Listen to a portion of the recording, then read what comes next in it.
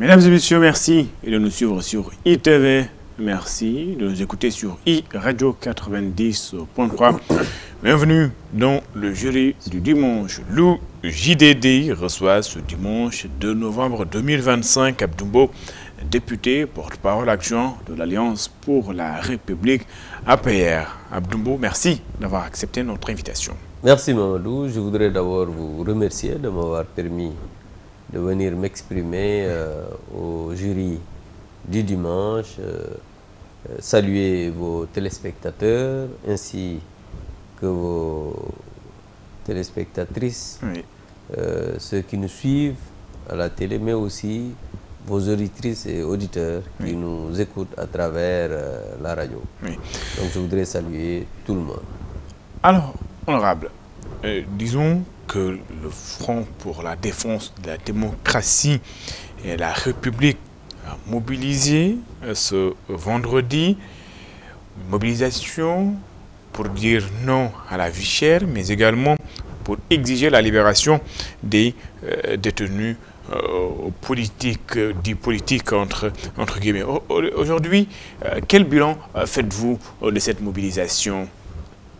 Merci beaucoup. Je voudrais d'abord me réjouir de cette forte mobilisation des Sénégalaises et des Sénégalais qui se sont joints au FDR, c'est-à-dire le Front pour la défense de la démocratie et de la République, qui regroupe des partis de l'opposition, l'essentiel des partis de l'opposition, mais aussi des organisations de la société civile et des personnalités indépendantes. Une forte mobilisation qui a vu la participation de plusieurs Sénégalais. Je voudrais me réjouir de cette forte mobilisation des Sénégalais et remercier l'ensemble des leaders du FDR. Et le FDR aussi remercie tous les Sénégalais à travers ma voix. Je suis le président de la commission communication du FDR. Et par ma voix, nous remercions tous les participants à cette grande mobilisation, les partis politiques, naturellement, les organisations de la société civile, les personnalités indépendantes, en gros, les Sénégalais qui se sont joints à nous pour quand même avoir cette marche pacifique. Et le bilan qu'on peut en tirer, c'est un bilan satisfaisant parce que, comme vous l'avez dit, le FDR a considéré que quand le président Diomaye a été élu, il fallait donner du temps au pouvoir, observer, pour voir exactement est-ce qu'ils vont réaliser ou bien qu'il va y avoir un début de solution, parce qu'en 18 mois, on ne peut pas dire qu'on peut tout faire.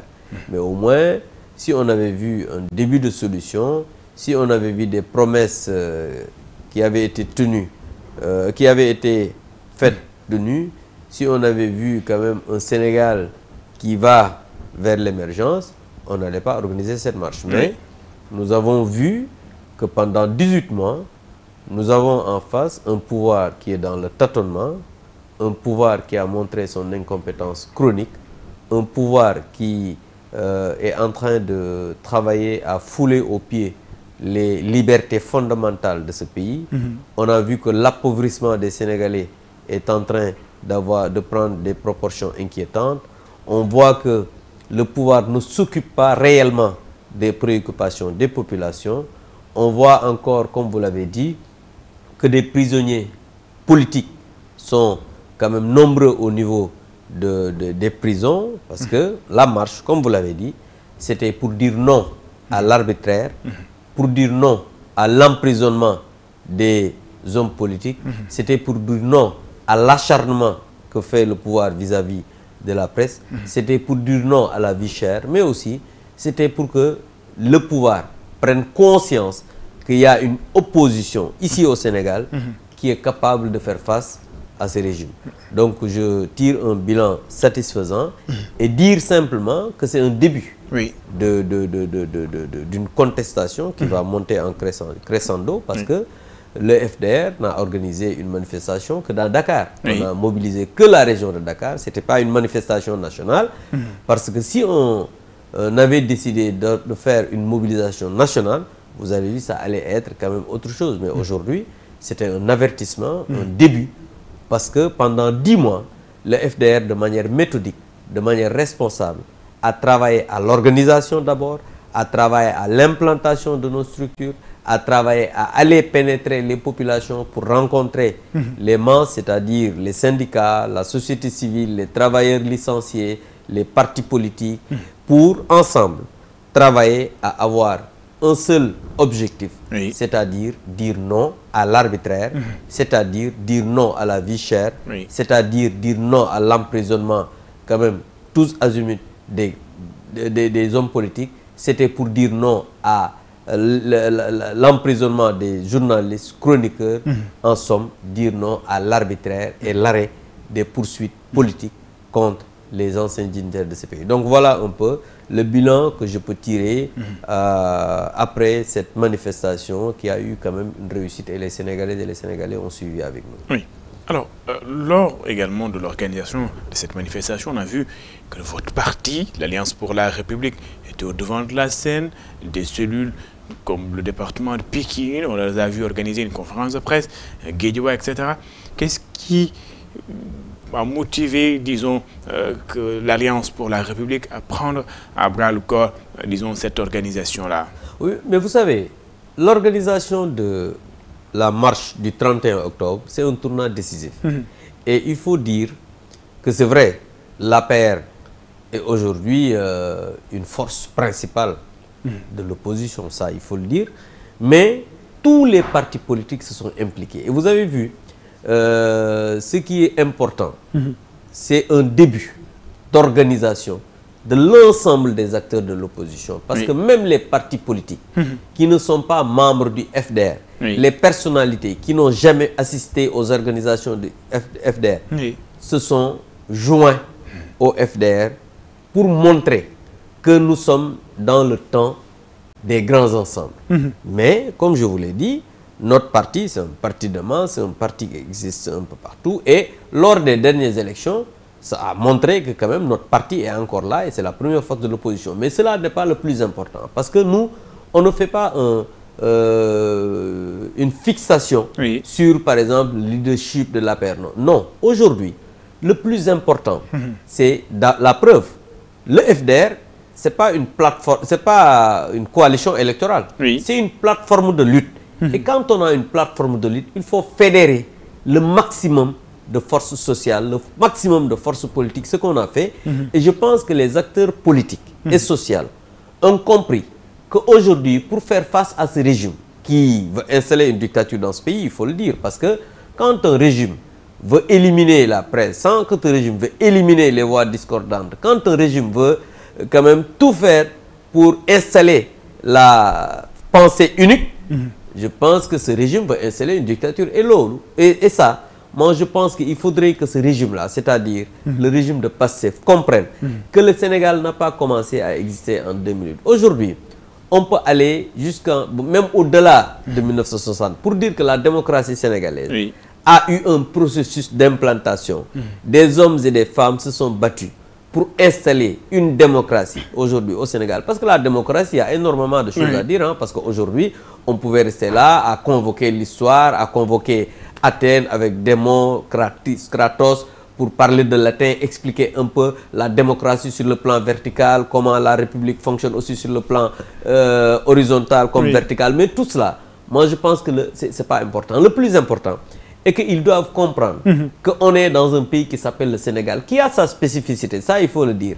Parce que le Sénégal, non seulement on a commencé à voter bien avant les indépendances, les gens se sont battus pour avoir une démocratie, et l'État aujourd'hui est là, et je pense que les institutions fonctionnent normalement. Et quand on a un pays où les institutions fonctionnent normalement, il ne faudrait pas avoir le pouvoir et comprendre que voilà, avec nos institutions, les institutions, avec notre pouvoir, on peut faire ce qu'il veut. C'est impossible.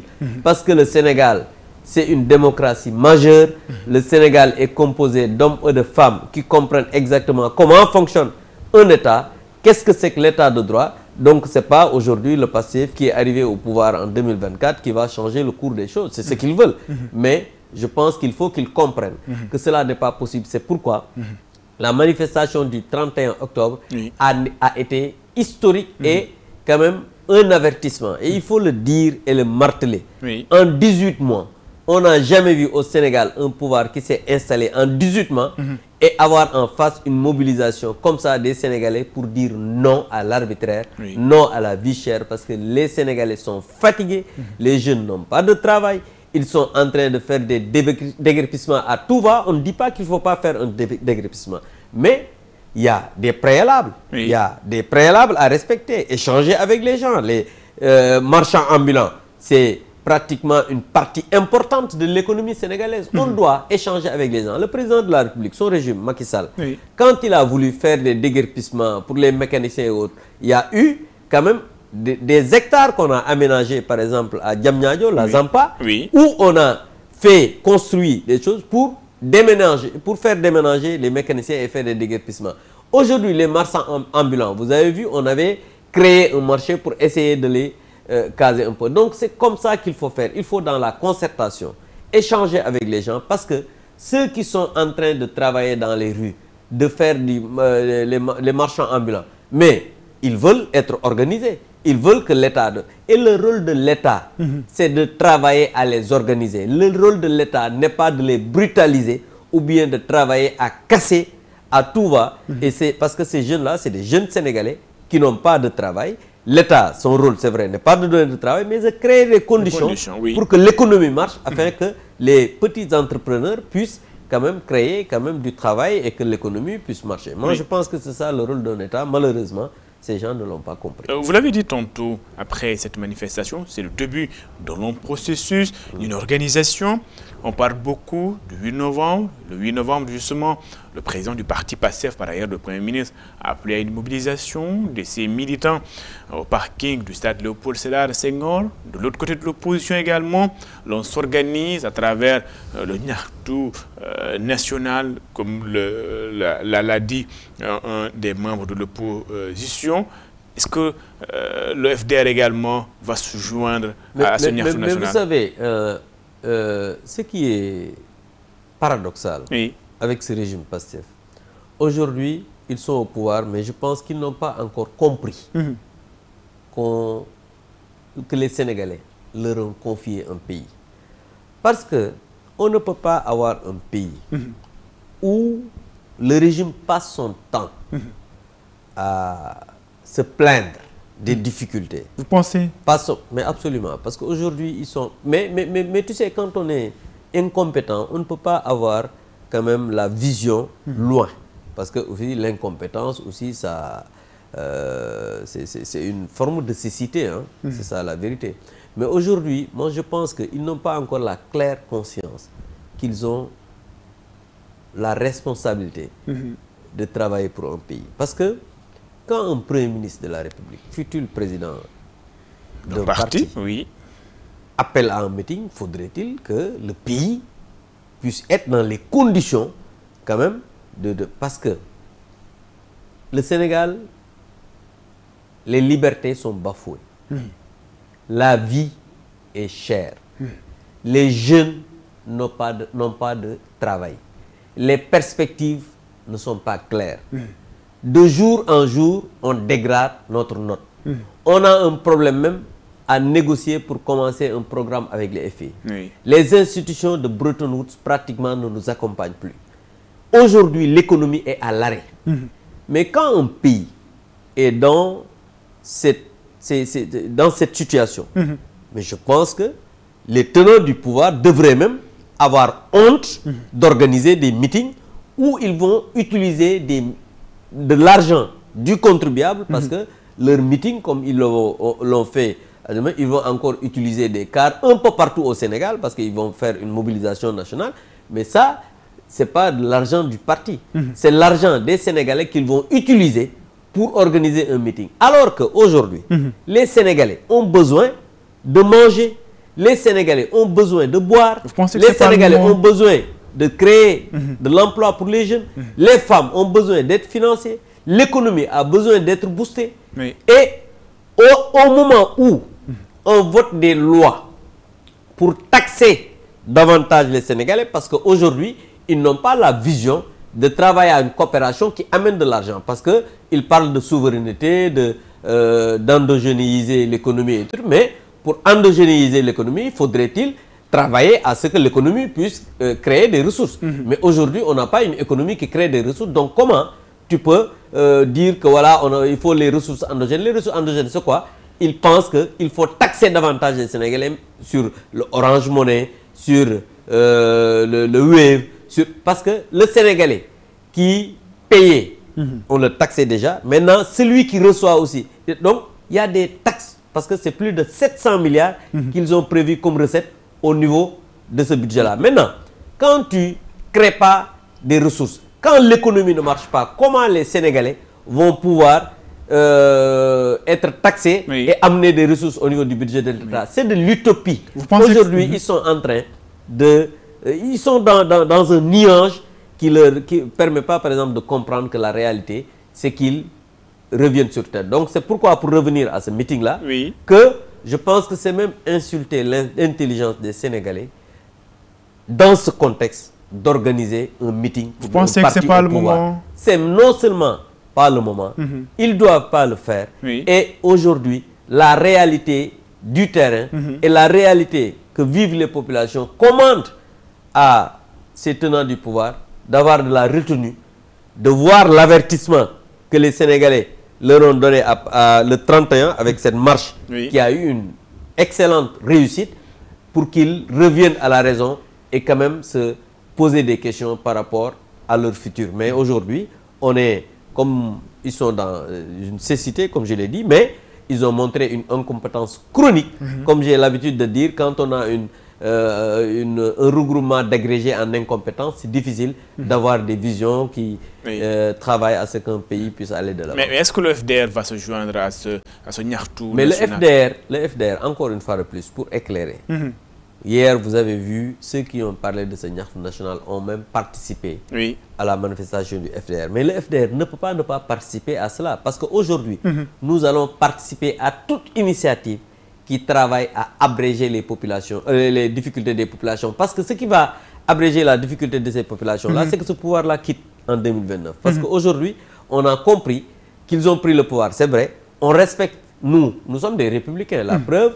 nous n'avons pas organisé une manifestation pour casser des Auchan, on n'a pas organisé une manifestation pour casser les lignes du BRT, on n'a pas organisé une manifestation pour prendre des cocktails Molotov et tuer des personnes au niveau des bus. On n'a pas créé une manifestation pour casser des bus de Dakar Dem Dikk. Nous, on a créé une manifestation pacifique, républicaine, responsable, avec des discours responsables, mais qui amène, non seulement qui alerte les populations, qui explique ce qui se passe et qui donne des perspectives d'avenir. Nous, voilà un peu l'opposition qu'on va incarner, et cela a montré que nous ne sommes pas comme eux. Nous sommes des responsables, nous sommes des républicains, nous ne passons pas notre temps à insulter les guides religieux, nous ne passons pas notre temps à insulter la justice, nous ne passons pas notre temps à insulter la gendarmerie. Nous sommes des républicains, nous sommes des responsables, et on va continuer dans cette logique pour que ce pays puisse aller de l'avant. Parce que si on ne fait pas des propositions intéressantes, si on ne montre pas une vision claire, parce que nous avons construit quand même l'essentiel de ce pays. Sur le plan des lois et règlements, on a un corpus législatif aujourd'hui fort, qui fait que même le pétrole et le gaz qu'on a découvert, l'exploitation aujourd'hui ne pose pas problème. Parce que toutes les lois ont été votées, et aujourd'hui tout est sur les rails, parce que Ousmane Sonko avait dit, si vous vous rappelez bien, qu'on avait vendu le pétrole avant même sa découverte. Moi, je pense que ça, c'est de l'utopie. Aujourd'hui, nous tous, nous savons que l'exploitation a commencé avec le régime de Diomaye. C'est ça la continuité de l'État. Donc aujourd'hui, ils doivent quand même travailler à agréger toutes ces bonnes choses pour que ce pays puisse avancer. Mais malheureusement, ils ne sont pas dans cette logique, et c'est déplorable et quand même pour le Sénégal. Le FDR, on peut comprendre, va se joindre donc à cette initiative. 2 manifestations en une journée, vous le disiez tantôt, que ce n'était pas le moment pour le régime d'organiser des mobilisations. Mais si, est-ce qu'en réalité, dans l'espace politique, on va se retrouver en une seule journée avec deux manifestations? Mais le pouvoir, doit gouverner, l'opposition doit s'opposer.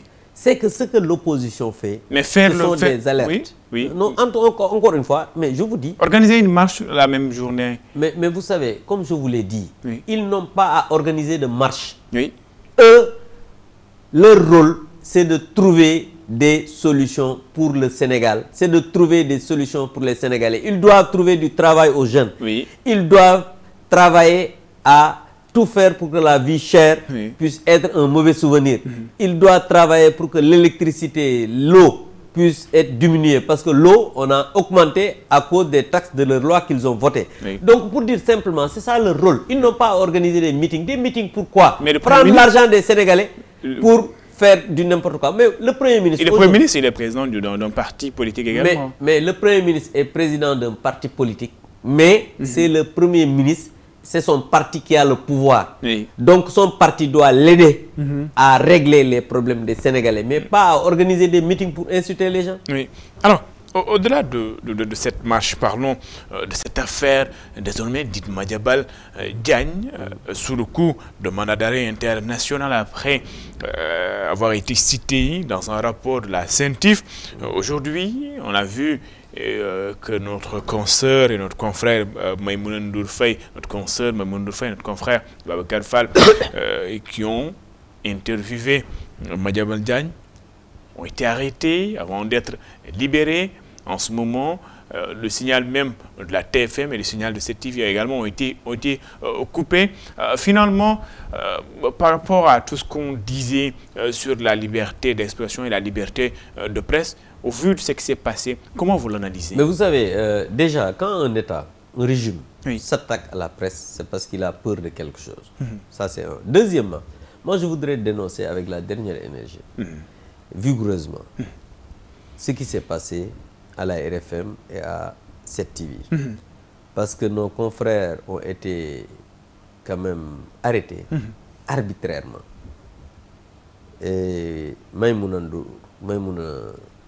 Ndour Faye, qui est une femme patronne de presse, qui se bat, l'une des rares femmes patronnes de presse comme Aïssatou Diop Fall. Parce qu'aujourd'hui, je pense qu'être patron de presse et dire être libre, c'est un délit. Parce que vous avez vu, même Aïssatou Diop Fall fait l'objet d'une persécution sans commune mesure. Venir l'arrêter, le brutaliser en pleine nuit, parce qu'il a interviewé quelqu'un, il a fait son travail, c'est scandaleux. Venir à la RFM, arrêter un journaliste, le menotter dans ses locaux pour l'amener à la police, c'est scandaleux. C'est pourquoi toute la presse sénégalaise, et je voudrais rendre un hommage appuyé à la presse sénégalaise, à la société civile, mais aussi aux démocrates et hommes politiques qui se sont levés comme un seul homme pour dire non à l'arbitraire. Parce que je pense qu'il faut le dire, c'est parce qu'il y a eu une pression forte qu'ils ont reculé, que le régime a reculé. Parce que quand même ce qui s'est passé, c'est juste une atteinte grave à la liberté de la presse. C'est une atteinte grave à l'honorabilité de ces brillants journalistes, mais aussi c'est une atteinte grave à la démocratie. Parce que le Sénégal est un pays de liberté. Et vous avez vu, ces images ont fait le tour du monde en une journée.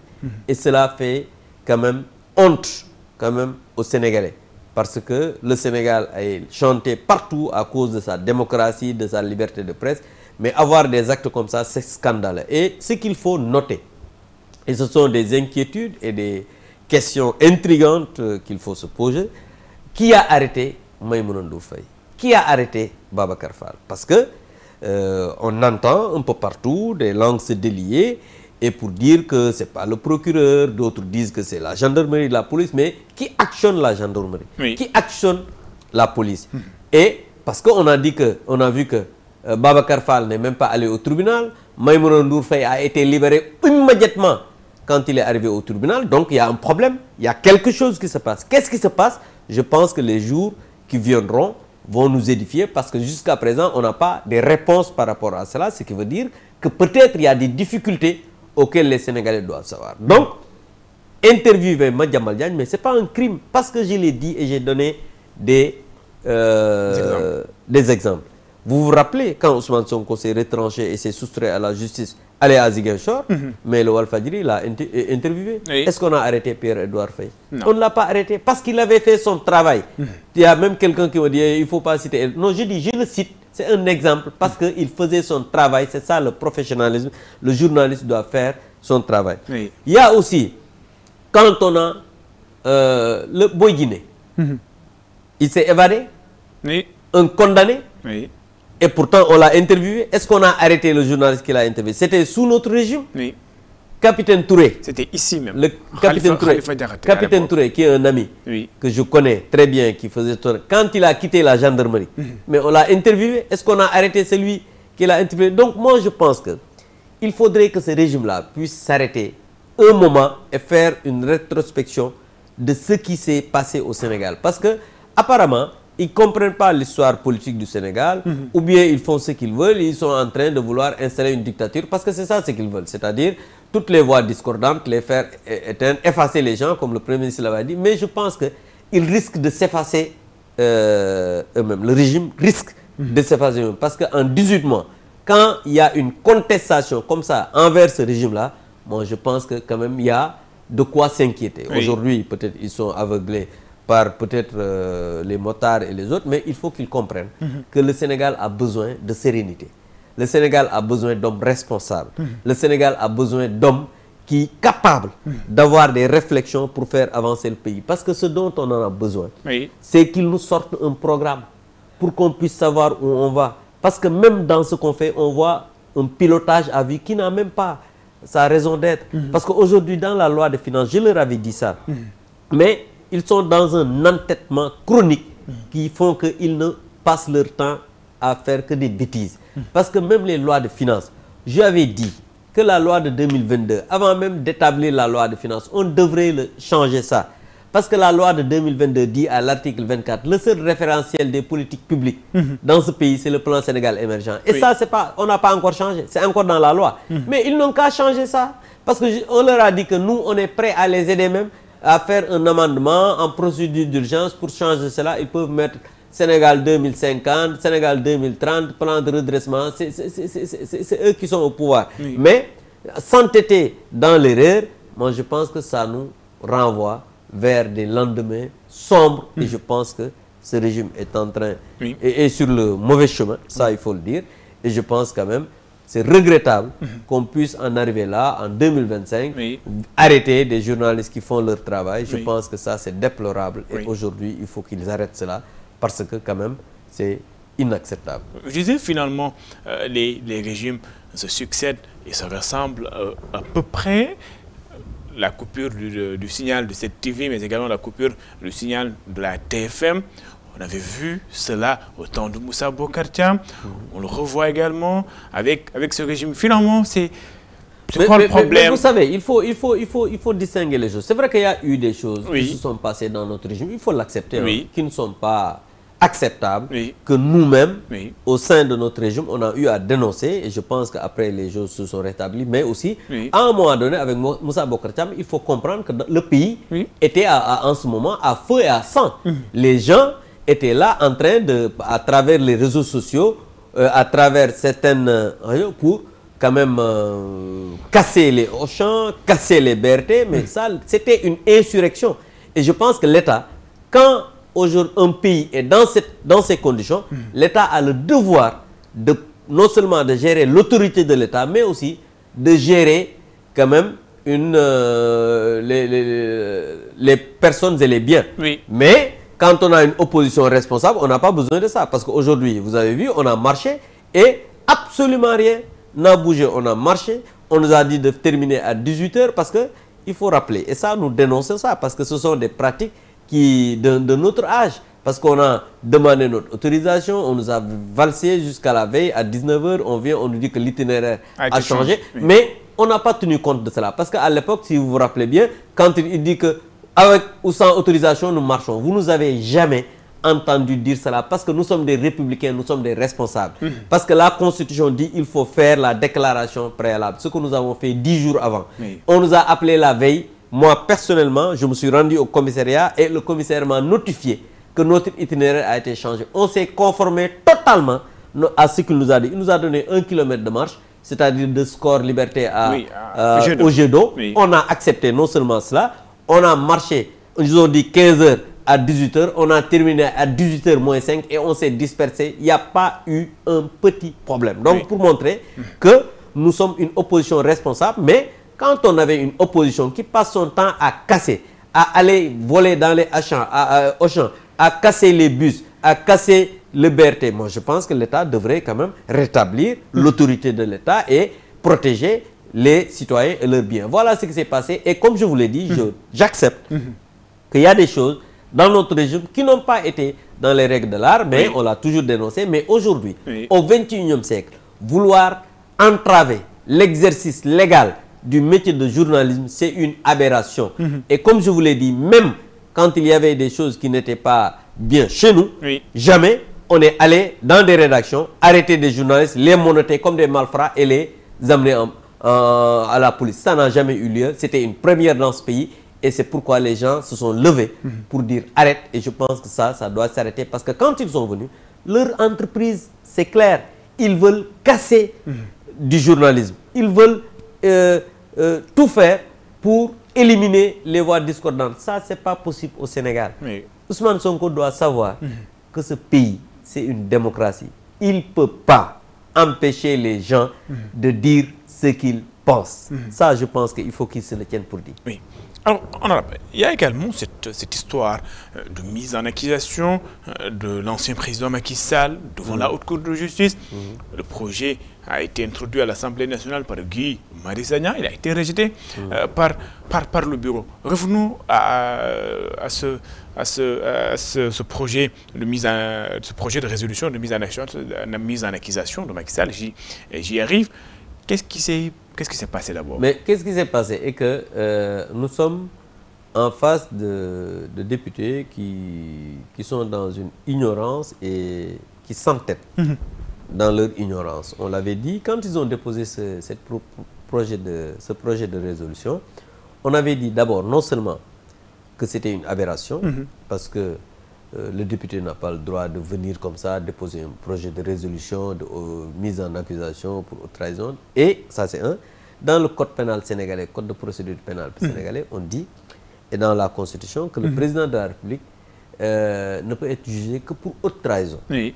Et aujourd'hui, vous ne pouvez pas me dire c'est quoi la haute trahison dans la constitution ou bien dans les codes pénal sénégalais, le code de procédure pénale. C'est comme par exemple quand on avait mis dans la constitution que le Sénégal, que quand tu perds ton poste de député, tu peux revenir à l'Assemblée nationale. Oui. Mais pour matérialiser ça, il a fallu qu'une loi organique, le règlement intérieur de l'Assemblée nationale, puisse être voté pour que le contenu puisse être matérialisé pour cette loi organique. Oui. Est-ce que vous comprenez? Maintenant, aujourd'hui, ce qu'on peut faire pour la haute trahison, je reviendrai à la résolution, c'est de travailler à tout faire pour modifier le code pénal, code de procédure pénale, pour mettre un contenu dans la haute trahison. Et en ce moment, la loi ne peut pas être rétroactive. Peut-être on jugera peut-être l'actuel président ou l'autre président s'ils font, je ne le souhaite pas, une haute trahison demain. Oui. Parce que c'est ça aussi la vérité. Il faut que les Sénégalais, qu'on leur dise exactement ce qu'il y a. Ils ne peuvent pas aujourd'hui mettre en accusation le président Macky Sall pour haute trahison. D'abord pour ces faits que je te dis. Maintenant, autre chose. J'ai entendu des députés s'expliquer de la majorité, essayer de s'expliquer dans une explication alambiquée en disant que oui, on a rejeté, le bureau n'est pas entré dans le fond. N'est pas entré dans le fond. Mais d'abord, ils ne comprennent pas ce que c'est entrer dans le fond parce que le bureau n'a pas compétence à examiner le fond de l'affaire. C'est que le bureau de l'Assemblée nationale a compétence de voir la recevabilité ou non d'une proposition de loi ou d'une résolution. Oui. Voilà un peu les compétences du bureau s'arrêtent là. Maintenant, c'est la commission qu'on saisit dans le fond. Maintenant, si le bureau de l'Assemblée nationale juge que telle résolution ou telle proposition n'est pas recevable, mais on met ça à la poubelle. Oui. C'est ça, c'est aussi simple. C'est ça, les compétences du bureau s'arrêtent là. Maintenant, comme je te dis, quand on est incompétent quand on est dans l'ignorance, quand on ne connaît pas comment fonctionne la République, les institutions, l'Assemblée nationale, son bureau et les lois et règlements, on peut se permettre d'être dans des élucubrations inutiles. Et c'est pourquoi je dis que cette affaire est derrière nous. Ils sont dans du n'importe quoi. Je pense qu'ils sont en train de se jouer des institutions de la République. Et c'est pas comme ça. La République, la République a ses valeurs. Oui. La République a son organisation. La République a son mode de fonctionnement. Les institutions ont leur mode de fonctionnement. Vous savez, l'exécutif fait son travail, exécute ce qui se fait. Oui. Le président de la République est élu au suffrage universel. C'est lui qui nomme le Premier ministre aux fonctions civiles et militaires. Et le Premier ministre conduit la politique du gouvernement. L'Assemblée nationale vote les lois, contrôle l'action du gouvernement, évalue les politiques publiques et fait la représentation. Le pouvoir judiciaire est là pour réguler et fait son travail de manière convenable. Donc, il y a une séparation nette des pouvoirs, mais il doit y avoir un dialogue des institutions pour qu'on puisse avancer et que le pays puisse fonctionner normalement. Tout à fait. Avant de revenir à l'ancien président de la République, on a vu également, au-delà même de ce projet de résolution, d'autres projets ont également été rejetés dans le bureau.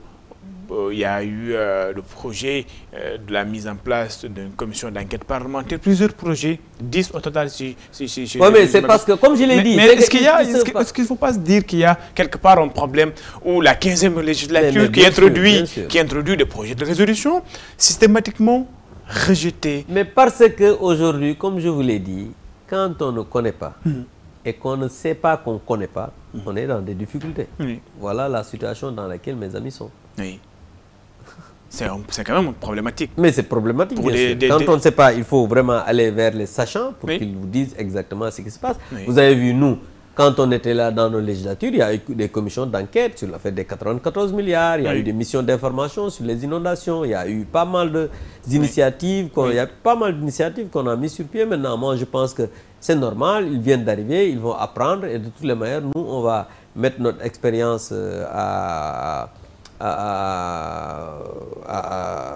comment dire, notre expérience à l'Assemblée, aux députés, pour qu'ensemble, qu'on puisse quand même relever ces défis, parce que le Sénégal a besoin d'avoir quand même des gens au moins qui travaillent pour le bon fonctionnement des institutions. J'ai envie de demander, le groupe Taku Wallou Sénégal, depuis qu'il a été mis en place à cette salle, la présidente du groupe parlementaire Taku Wallou Sénégal, l'Assemblée nationale, est-ce qu'il y a eu également des initiatives venant de ce groupe parlementaire? Mais vous savez, nous, les initiatives qu'on a prises ont abouti. Vous vous rappelez un peu de la loi d'amnistie qu'ils ont amenée avec une interprétation. On avait dit à l'époque que ce n'était pas une bonne loi, parce que nous, on connaît comment fonctionne la République.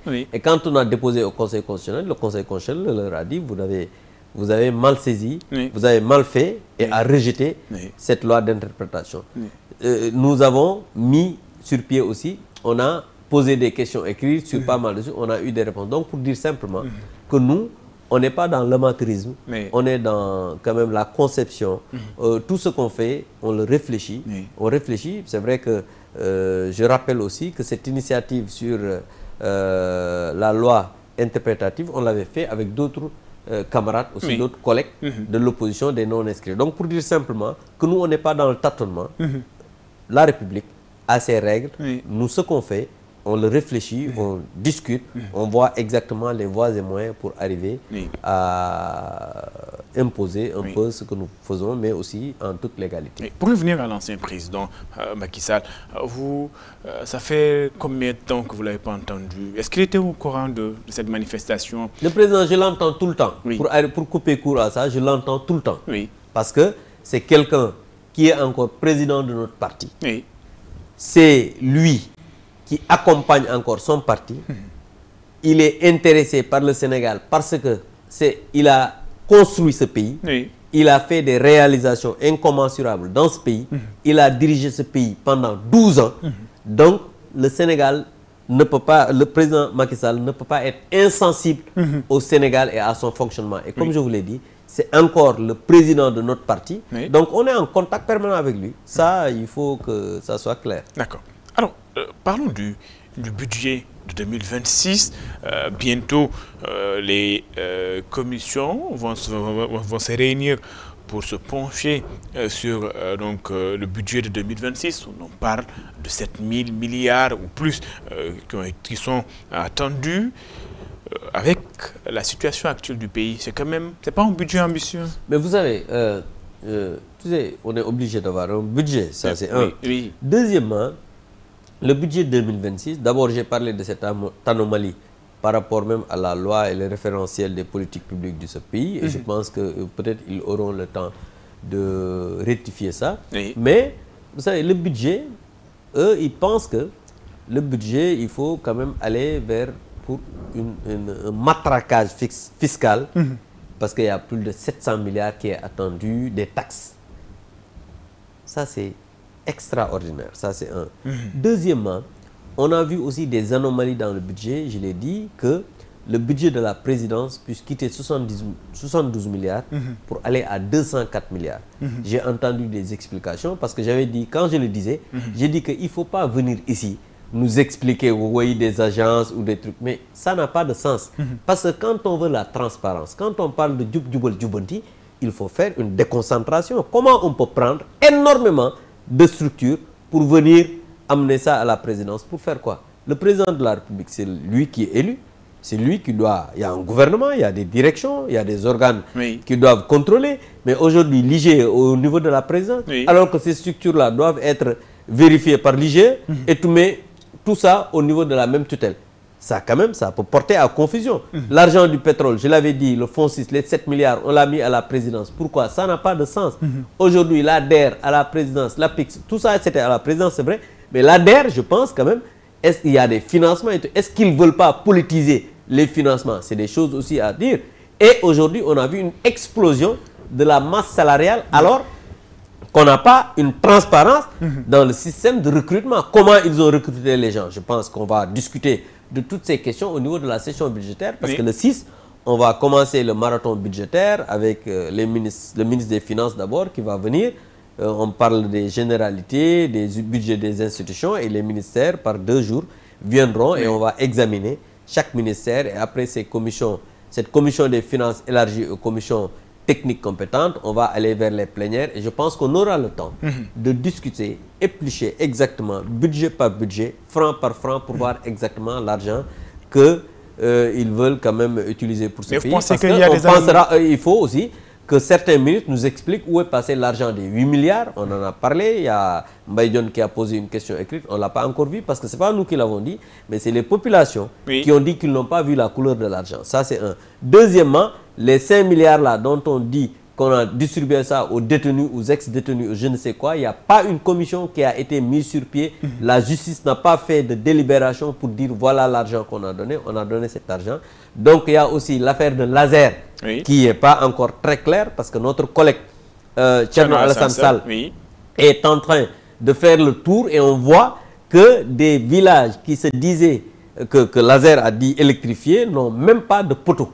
Et ça, c'est scandaleux. Donc je pense que toutes ces questions méritent d'être éclairées, et je pense qu'avec nos collègues, on est même en train de travailler à mettre des commissions d'enquête parlementaire sur l'affaire des 8 milliards, une commission d'enquête parlementaire sur l'affaire de laser, parce que quand on dit qu'on veut la transparence, il faudrait que chaque centime des Sénégalais dépensés, qu'on puisse savoir où est passé cet argent-là. Et aujourd'hui, il y a eu quand même pas mal de nébuleuses dans toutes ces affaires-là. Des questions se posent, et jusqu'à présent, on n'a pas encore de réponse. Et je pense que ces questions méritent d'être réglées, et je pense qu'il y a pas mal de choses sur lesquelles on va revenir sur le budget, parce que le 6, on va démarrer, et toutes ces questions seront épluchées ministère par ministère. Mais vous pensez qu'il y a quand même des anomalies, énormément d'anomalies au niveau du budget? Énormément d'anomalies. Oui. Alors, le Premier ministre a également fait une annonce récemment, baisse du carburant, baisse également du prix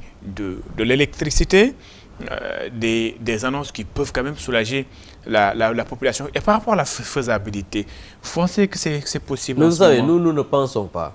Oui. Vous attendez? Les Sénégalais attendent des annonces. Oui. Nous, on attend des actes concrets. Vous savez, ils font des annonces depuis qu'ils ont pris le pouvoir. Oui. C'est un pouvoir qui passe son temps à créer des slogans. c'est un pouvoir qui passe son temps à faire des annonces. Et moi, personnellement, Abdou Mbow, Oui. je ne crois pas aux annonces du Premier ministre. Parce que depuis qu'il est là, il fait des annonces et il ne les respecte pas. Il a été venu à l'Assemblée nationale, devant la représentation nationale, dire qu'en fin juin, on va rationaliser ou bien fusionner certaines agences. Ce n'est pas fait. Il avait dit que les fonds politiques, une fois qu'ils arrivent au pouvoir, ils allaient éliminer cela. On parle même de fonds politiques à la primature. Donc aujourd'hui, pour dire simplement que je ne peux pas, ou bien je ne peux pas être emballé par des annonces du Premier ministre, parce qu'il en fait tous les jours et il ne les respecte pas. Moi, ces annonces-là ne m'engagent pas. Maintenant, aujourd'hui, il faut comprendre, que les Sénégalais comprennent que le baril du pétrole a chuté. Ça, c'est un. Deuxièmement, on a du pétrole et du gaz. Donc, ce pouvoir actuel, le minimum qu'on peut attendre chez eux, c'est quand même la baisse du carburant, la baisse du gaz, la baisse de l'électricité. Ça, c'est un minimum. Ils doivent le faire. S'ils ne le font pas, c'est parce que, c'est vrai, leur incompétence n'est plus à démontrer. Mais je pense qu'on a tout réglé, tout fait pour que le pétrole, pour que l'électricité, les gaz et l'essence puissent diminuer. Parce qu'autour de nous, pratiquement, beaucoup de pays ont diminué l'essence, le pétrole. Donc, moi, je pense que ça, ce n'est pas quelque chose qui peut faire. Moi, je pense qu'il faut qu'il règle. Donc, en tout cas, nous n'attendons pas des annonces. Et si demain, l'électricité baisse, on va dire que c'est très bien. Parce qu'ils ont l'obligation de le faire. Ça ne va pas être quand même quelque chose qui va être grandiose, mais ils doivent le faire et régler les difficultés des Sénégalais. Nous n'attendons pas des annonces, on attend des actes concrets. Oui.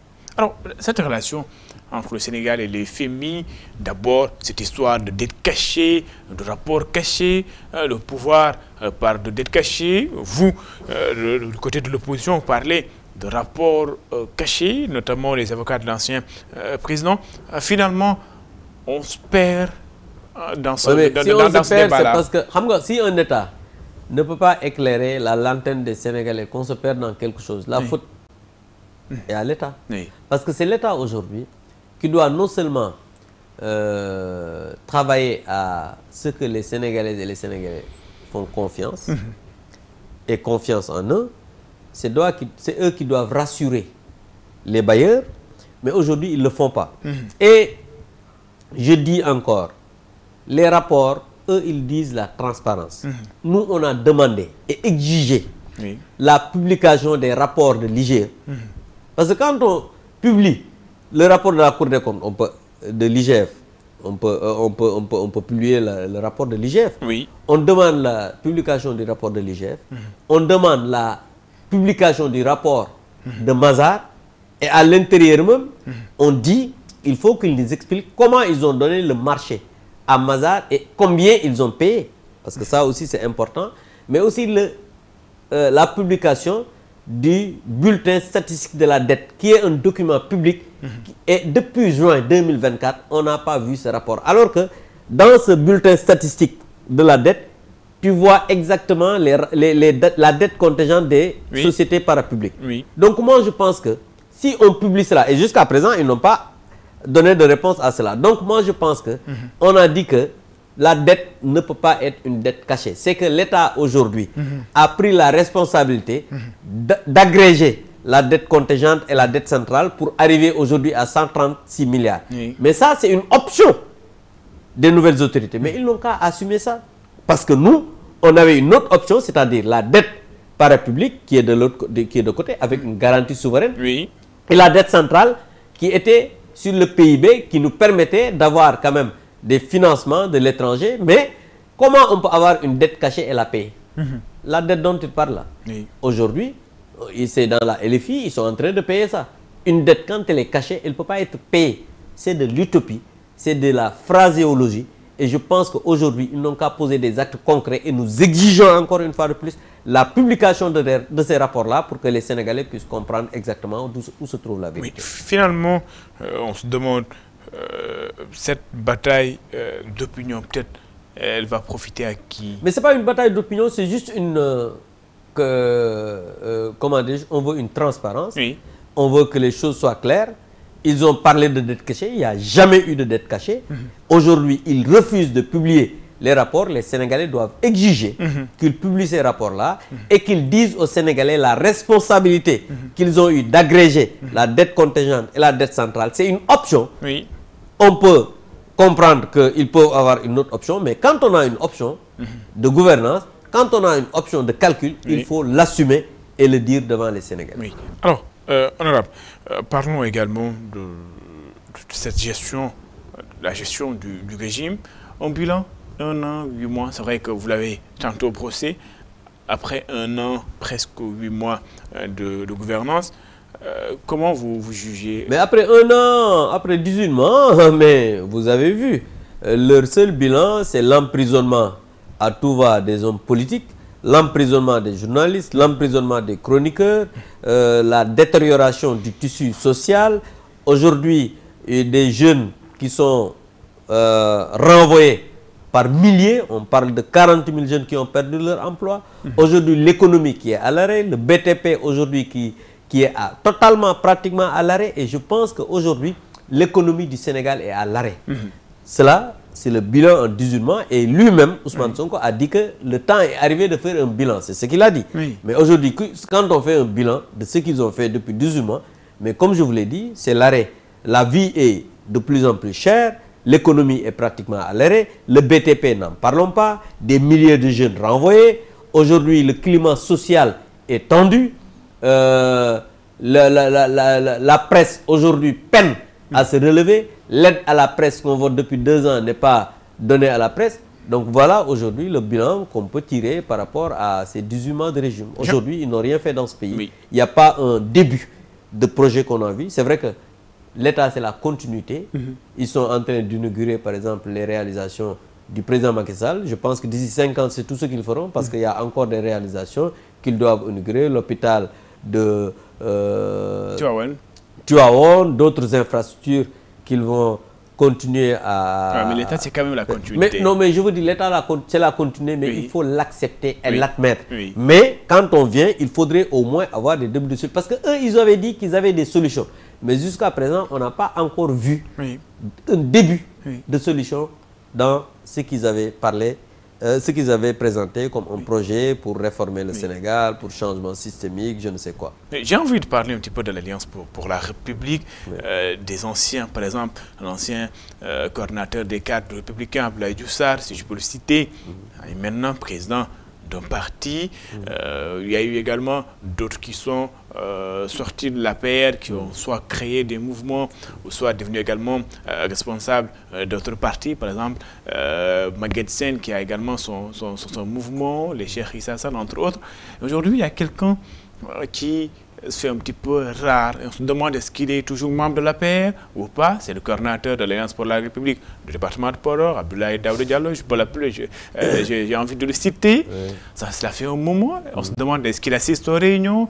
On ne le voit presque plus. Est-ce qu'il est toujours membre de l'Alliance pour la République? Mais oui, non, mais ça d'abord, moi je voudrais dire, Abdoulaye Daouda est membre à part entière de l'Alliance pour la République. Il est encore maire de Podor. Tu ne l'as jamais entendu dire qu'il a quitté l'APR ou a créé. Il est membre de l'APR et c'est moi qui te le dis. Autre chose, moi, je n'ai pas pour habitude de critiquer des personnes avec qui j'ai eu un compagnonnage. Même dans la politique, moi je ne critique pas les gens par rapport à leur choix. Nous avons créé un parti en 2009.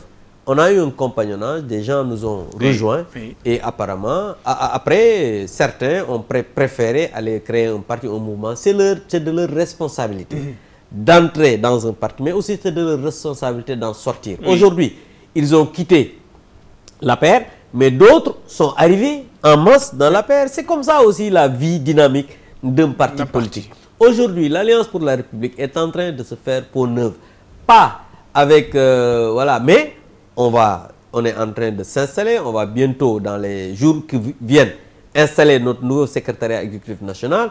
On va aller dans les départements pour installer nos structures et le parti est en train de vivre. Quand tu vois un peu la marche qu'il y a eu le 31 octobre, tu vas te rendre compte que l'Alliance pour la République est aussi dynamique qu'avant. Maintenant, c'est normal, quand un parti politique perd le pouvoir, c'est normal que peut-être que d'autres puissent trouver d'autres trouvailles, créer des partis, aller dans un mouvement. C'est comme ça la vie dynamique d'un parti politique. Pendant notre compagnonnage, même quand on était au pouvoir, certains ont quitté, d'autres sont arrivés. Aujourd'hui, c'est normal, certains ont quitté, d'autres sont en train d'arriver en masse. Et je pense que voilà un peu ce qui se passe au niveau de l'espace politique. Et on va continuer à travailler, à peut-être récupérer même certains qui sont partis. Parce que certains étaient partis, peut-être ils reviendront. Parce que comme je vous l'ai dit, c'est ça la vie dynamique, et on va tendre encore la main à tout le monde pour qu'ensemble, qu'on se retrouve pour aller vers l'essentiel. Pas de fissure, pas de cassure avec Abdoulaye Daouda Diallo ou même Abdoulaye Seydou Sow. Non mais Abdoulaye Seydou Sow et même avant-hier, on était ensemble en réunion. Vous avez dit, c'est des membres du parti.